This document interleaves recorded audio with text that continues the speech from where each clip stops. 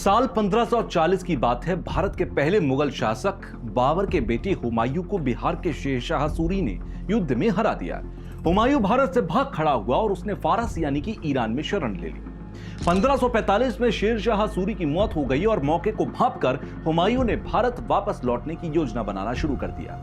तब बलूचिस्तान के कबीलाई सरदारों ने उसके इस प्लान में मदद की और बलूचों का साथ पाकर 1555 में हुमायूं ने दिल्ली पर फिर से नियंत्रण कर लिया। साल 1659 मुगल बादशाह औरंगजेब दिल्ली का शासक था। उसकी सत्ता पश्चिम में ईरान के बॉर्डर तक थी, लेकिन दक्षिण में उसे लगातार मराठों की चुनौतियों से जूझना पड़ रहा था। तब बलूची सरदारों ने मुगल हुकूमत के खिलाफ एक विद्रोह छेड़ा और बलूच लीडर मीर अहमद ने सन 1666 में बलूचिस्तान के दो इलाकों कलात और क्वेटा को औरंगजेब से छीन लिया। बलूचों का इतिहास ऐसे ही किस्से कहानियों से भरा पड़ा है। अपने गुरिल्ला युद्ध के कौशल और लड़ाकू स्वभाव के लिए जाने जाने वाले बलूच आखिर कौन हैं और ये पाकिस्तान के खिलाफ संघर्ष क्यों कर रहे हैं? लेकिन आप भी अपनी आवाज बलूचिस्तान के सपोर्ट में रख सकते हैं नीचे कमेंट बॉक्स में लिखकर, जिससे कि दुनिया को यह पता लगे कि हिंदुस्तान के लोग बलूचिस्तान का क्या भविष्य देखना चाहते हैं। आइए वीडियो की शुरुआत करते हैं। आज जहां बलूचिस्तान है उस जगह का इतिहास करीब 9000 साल पुराना है। तब यह जगह मेहरगढ़ के नाम से जानी जाती थी। यह सिंधु सिविलाइजेशन का एक बहुत इंपॉर्टेंट शहर था। तो लगभग 3000 साल पहले जब सिंधु सिविलाइजेशन का अंत हुआ, दी एंड हुआ, तो यहाँ के लोग सिंध और पंजाब के इलाकों में जाकर बस गए।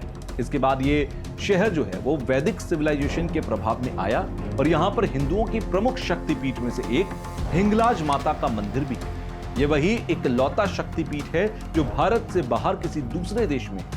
हालांकि जिस समय माता सती के अंग गिरने की घटना हुई होगी उस वक्त पर यह हिस्सा अखंड भारत का हिस्सा था, लेकिन इस मंदिर को पाकिस्तान में आज नानी का हज भी कहा जाता है। समय के साथ यह शहर बौद्ध धर्म का भी प्रमुख केंद्र बना। 7वीं सदी में जब अरब हमलावरों ने इस पर हमला किया तो यहां पर इस्लाम धर्म का प्रभाव बढ़ा।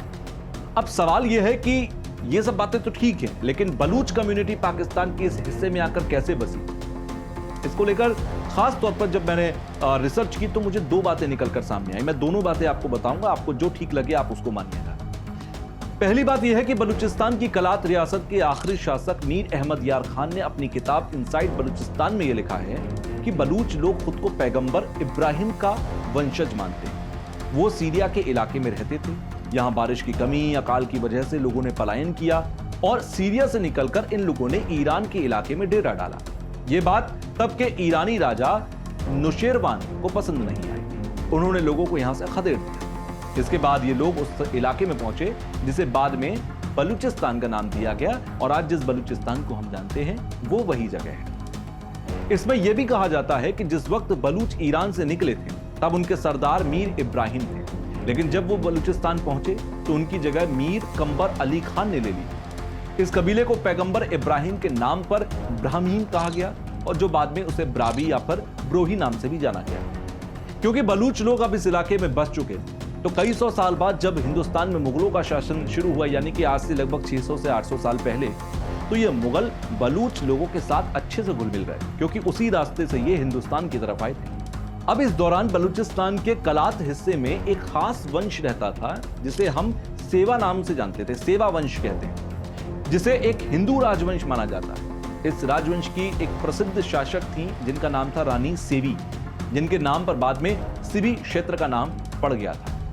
अब सेवा वंश का शासन कलात और उसके आसपास के एरियाज में था और यह राजवंश उस समय हिंदू परंपराओं का पालन करता था। तो भारत के मुगल शासक अकबर ने 1570 के दशक में बलूचों की मदद से कलात पर हमला किया और हिंदू परंपरा वाला जो सेवा राजवंश था उसको लूटा, उसको खदेड़ा और इस देश पर कब्जा कर लिया। फिर 17वीं सदी में जब मुगलों की पकड़ कमजोर हुई तो बलूच ट्राइब्स ने विद्रोह करना शुरू किया और 18वीं सदी तक मुगलों ने यहां शासन किया। लेकिन बलूचों ने अब मुगल्स को यहां से खदेड़ दिया था। यहां से यानी कि 18वीं सदी में कोई 200-300 साल पहले की बात है कि बलूचों ने कलात में अपनी रियासत की बुनियाद रखी और बलूचिस्तान में बलूचों का शासन शुरू हो गया। तो यह थी पहली थ्योरी। अब एक दूसरी थ्योरी जो ज्यादातर हिस्टोरियंस मानते हैं वो ये है कि बलूच लोग आर्य हैं, इंडो ईरानी लोगों के ज्यादा करीब हैं बजाय सीरिया के अरबी लोगों के। इंडो ईरानी लोगों को आर्यन भी कहा जाता है, तो इस लिहाज से इतिहासकारों को लगता है कि बलूच भी आर्यन। आर्य हजारों साल पहले सेंट्रल एशिया यानी कि आज के कजाकिस्तान, किर्गिस्तान, तुर्कमेनिस्तान, उज्बेकिस्तान, ये वाला जो हिस्सा है यहां पर रहा करते थे, लेकिन खराब मौसम और युद्ध के चलते दूसरी जगह की तलाश में निकल पड़े। वहां से निकलकर पहले आर्मेनिया और अजरबैजान पहुंचे, फिर अजरबैजान के ब्लासगन के अंदर ये ठहरने लगे। यहां आर्यों की भाषा और लहजा मिलकर एक बोली बनी जिसे हमने बलचक कहा है। बलाशोकी भी नाम दिया गया और आर्यों को यहां पर बलाश कहा जाने लगा। करीब अगले 800 साल के अंदर लगातार हमलों और दूसरे कई रीजंस की वजह से सेंट्रल एशिया से ये लोग निकले। आर्य अलग अलग इलाकों में जाकर बसने लगे।